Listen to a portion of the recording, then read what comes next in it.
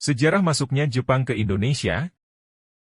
Latar belakang masuknya Jepang ke Indonesia, restorasi Meiji, pengembalian kekuasaan di Jepang kepada seorang kaisar berdampak besar pada industri di Jepang. Ingin menguasai SDA di Asia Tenggara. 1941 Amerika Serikat membargo minyak bumi, larangan untuk melakukan perdagangan dan perniagaan kepada suatu negara. 8 Desember 1941 Jepang menyerang Amerika. Jepang berhasil menghancurkan pertahanan militer Amerika. Jepang juga menyerang Filipina, lalu ke Indonesia. Mendapatkan cadangan logistik dan bahan industri perang seperti minyak bumi, timah, dan aluminium. Persediaan SDA Indonesia dapat memenuhi kebutuhan Jepang. Proses pendudukan Jepang di Indonesia. Pearl Harbor Desember 1941. Januari 1942 Jepang mendarat ke Indonesia.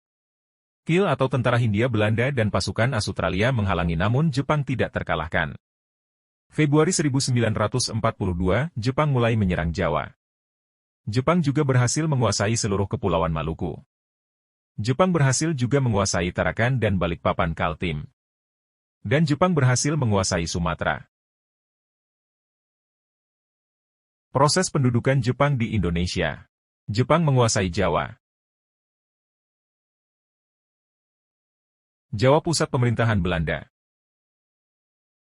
Sekutu membentuk American British Dutch Australian Command, ABDACOM. Proses pendudukan Jepang di Indonesia. 1 Maret 1942 pasukan Jepang mendarat di Jawa. Jepang mendarat di 3 tempat yaitu Banten, Indramayu, Bojonegoro. Jepang menyerbu pusat-pusat kekuatan Belanda. 5 Maret 1942 kota Batavia jatuh ke tangan Jepang. Dari Batavia, bergerak menguasai Bogor, kota-kota lain juga berhasil dikuasai. 8 Maret 1942 Belanda menyerahkan Jawa ke Jepang.